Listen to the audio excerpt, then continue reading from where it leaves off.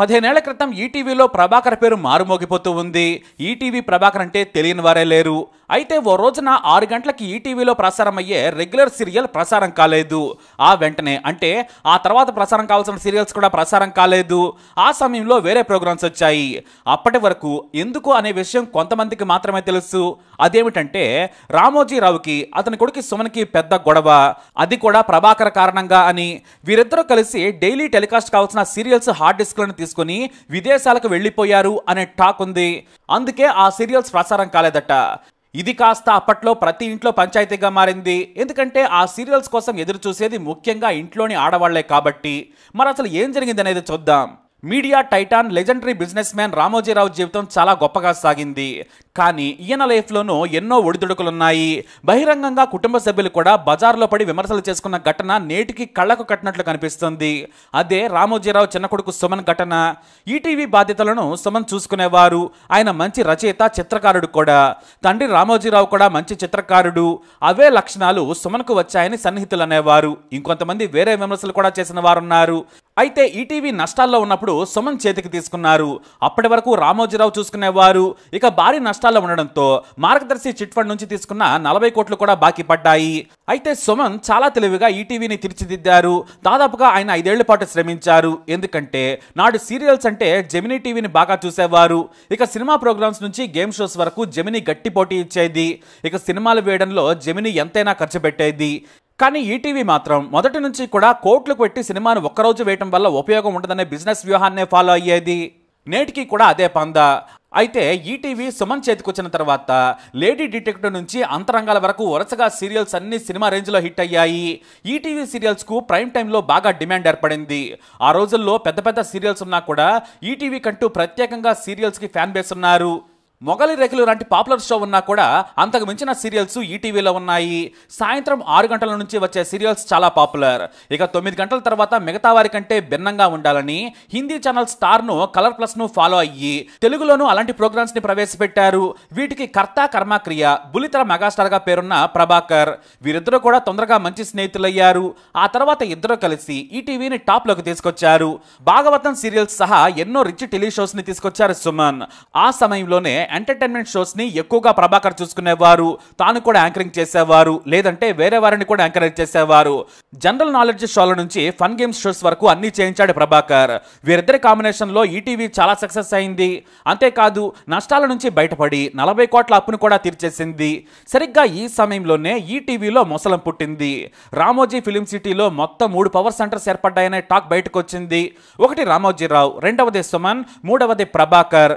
ఈ ప్రభాకర్ ఏది చెబితే అది చేయాలనే హుకుం జారీ చేశారు సుమన్. ఎందుకంటే వారిద్దరూ ప్రాణ స్నేహితులయ్యారు. చాలా కాలం పాటు ఈ వ్యవహారం సాగింది. కానీ ప్రభాకర్ అతి చేస్తున్నాడని సుమన్కు చాలా మంది ఫిర్యాదులు చేశారట. తమ మీద పెత్తనం చేస్తున్నారని కూడా రామోజీరావుకు కొంతమంది ప్రభాకర్ మీద కంప్లైంట్స్ ఇచ్చినట్లు టాక్ వినిపించాయి. కానీ ప్రభాకర్ తన క్లోజ్ ఫ్రెండ్ కావడంతో సుమన్ వాటిని పట్టించుకోలేదట. ఇటు రామోజీరావు మాత్రం ప్రభాకర్ జోక్యాన్ని ఈటీవీలో తగ్గించాలని చెప్పాడు. దీనిపై ప్రభాకర్ కారణంగా సుమన్కు అతని తండ్రి రామోజీరావుకు మధ్య విభేదాలు తలెత్తాయి. ఎంతలా అంటే రాత్రికి రాత్రే రామోజీరావు నటుడు ప్రభాకర్ను బయటకు పంపించేశాడట. మళ్ళీ ఫిలిం సిటీలో కానీ ఈటీవీలో కానీ కనిపించొద్దని ఆదేశించాడట.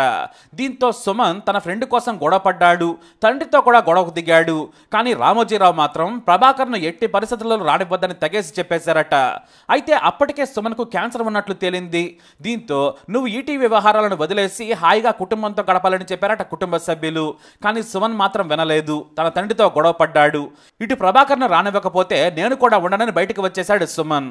అదే సమయంలో అంటే సాక్షి పేపర్ ఈనాడుకు గట్టి పోటీ ఇస్తున్న సమయం.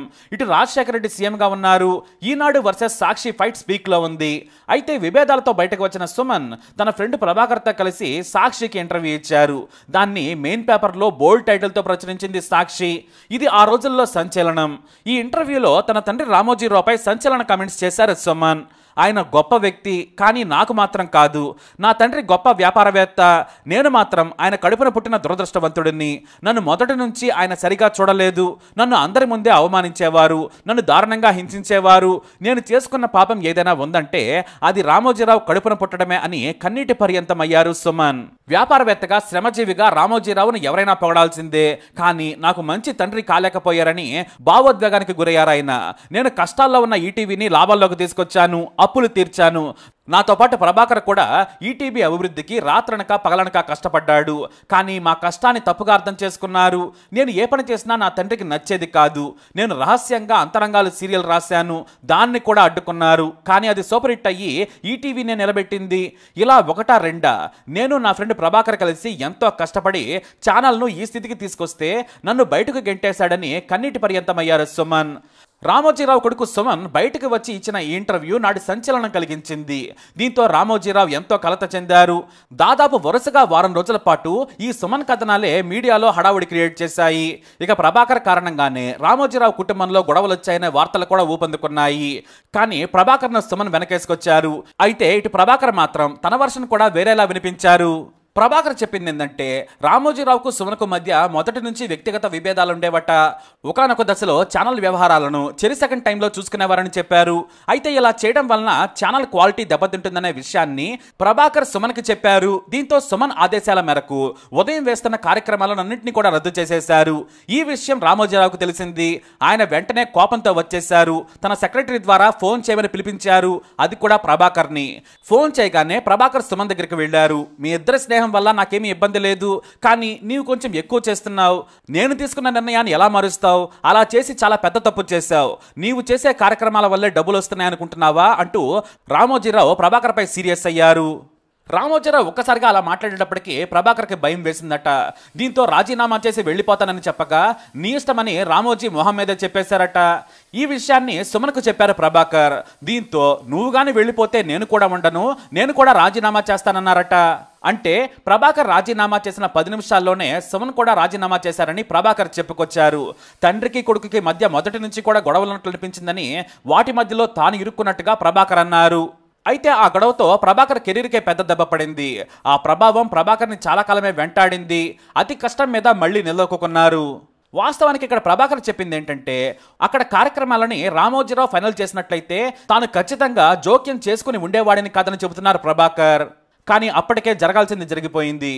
వీరిద్దరూ కలిసి టెలికాస్ట్ కావాల్సిన హార్డ్ డిస్క్లను ఎత్తుకెళ్లిపోయారు. అయితే ఆ రోజుల్లోనే సుమన్కు ప్రభాకర్కు మధ్య గే రిలేషన్ ఉందనే పుకార్లు కూడా వచ్చాయి. అందుకే లెజెండ్ లాంటి రామోజీరావును ప్రభాకర్ కోసం ఎదిరించి సుమన్ బయటకు వచ్చారని రకరకాలుగా వెబ్సైట్లలో వార్తలు దర్శనమిచ్చాయి. కానీ రామోజీరావు మొదటిసారి కొడుకు కోసం వెనక్కి తగ్గారు. మీడియాలో వచ్చిన వార్తలను ఆయన చూస్తూ గడిపేశారు. ఆ తర్వాత తన కుటుంబ సభ్యులను సుమన్ ఇష్టపడేవారిని పంపించి నచ్చజెప్పారు. ఎందుకంటే అప్పటికే సుమన్కు క్యాన్సర్ ఉన్నట్లు తేలింది. అలాంటి పరిస్థితులలో కొడుకుని కష్టపెట్టొద్దు అనుకున్నారు రామోజీరావు. నీ భార్య, కొడుకు, కూతురు కోసం రావాలని బ్రతిమలాడారు.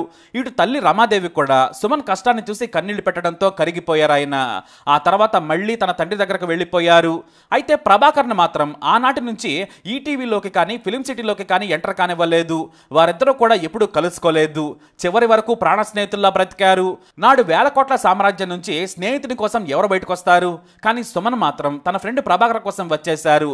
ఆ తర్వాత ఈటీవీలో చాలా ఏళ్ల పాటు కీలకంగానే ఉన్నారు సుమన్. అయితే మెల్లిగా అనారోగ్యం వెంటాడుతుండడంతో విశ్రాంతి తీసుకున్నారు. కానీ తండ్రి మాత్రం తన కొడుకును ఏనాడు ఒక్క మాట అనలేదు. మరణం కోసం ఎదురు చూస్తున్న కొడుకును ఏ తండ్రి మాత్రం ఏమంటారు? తెలుసో తెలియకో, లేదంటే ఎలాంటి కష్టాలు వస్తాయనో సర్ది చెప్పుకొని కూలయ్యారాయన. అప్పటికే వ్యాపారాలన్నీ పీక్స్ లో ఉన్నాయి. వైఎస్ సీఎం అయ్యాక మెల్లిగా ఇతర కష్టాలు మొదలయ్యాయి. రామోజీరావు మాత్రం తన కొడుకు సుమన్ బయటకు వెళ్లి తన మీద అపనిందలు వేసినా ఎవరితోనూ వాటిపై ఆయన స్పందించలేదట. నాకు మంచి తండ్రి కాదు, నేను ఆయన కడుపున పుట్టి పాపం చేశారన్న మాటలు ప్రపంచమంతా చదివింది. సుమన్ దృష్టిలో రామోజీరావు మంచి తండ్రి కాదు. అదే విషయాన్ని ప్రపంచానికి చెప్పారు. రామోజీరావు మాత్రం దాన్ని చిన్న విషయంగానే చూశారు. నా కొడుకు బాగుంటే చాలనుకున్నారు.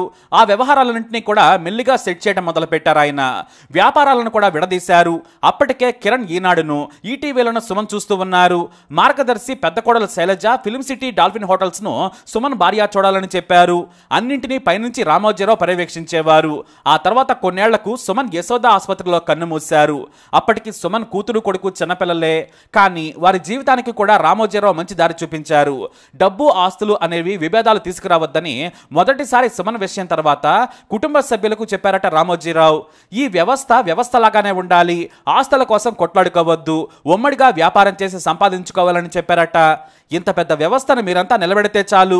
కొత్త తరం వస్తున్నారు, మనవాళ్ళు మనవరాళ్ళు వీటిని ముందుకు తీసుకెళ్లేలా చూడాలని పెద్ద కొడుకు, కోడలు, చిన్న కోడలకు చెప్పారట రామోజీరావు. సుమన్ మరణాన్ని చూసిన రామోజీరావుకు అది మనసును గాయపరిచింది. అందుకే మరణం కూడా గొప్ప వరమే మాత్రమే అనేవారట రామోజీరావు. పుట్టుక జీవితం గొప్పగా ఉండాలి, మరణం కూడా వరంలా ఉంటే అంతటి అదృష్టవంతుడే లేడు. నా కొడుకుల తక్కువ వయసులో మాత్రం చనిపోవద్దని చెప్పారట. అయితే సుమన్ చనిపోయిన కొన్నాళ్లకే రామోజీరావు కూడా క్యాన్సర్ సోకింది. కానీ దానిని ఆయన అధిగమించారని మీడియాలో టాక్ వినిపించింది. సంకల్పం ఉంటే ఏదైనా జయించొచ్చడానికి రామోజీ జీవితం ఉదాహరణ. తాను చనిపోయినప్పుడు నాకేమీ తెలియదు, అందుకే 5 ఎకరాల్లో స్మృతివనం ఏర్పాటు చేసుకున్నారు రామోజీరావు. నా మరణం నాకు తెలియదు, కానీ నా మరణం తాలూకు గుర్తును చూడాలనుకుంటున్నానని ఏర్పాటు చేసుకున్నారట. అలా రామోజీరావు ప్రతి కష్టం నుంచి ఒక జీవిత పాఠం నేర్చుకొని దాన్ని అనుసరించారు. గొప్పగా జీవించి తెలుగు జాతి తనను గుర్తుంచుకునేలా బతికి స్వర్గానికి ఎగిసిపోయారు ఆయన. మరి రామోజీరావు ఆత్మకు శాంతి చేకూరాలని కోరుకుందాం. ఇలాంటి ఇన్ఫర్మేషన్స్ కోసం వీడియో లైక్ చేయండి, షేర్ చేయండి, మా ఛానల్ సబ్స్క్రైబ్ చేసుకోండి.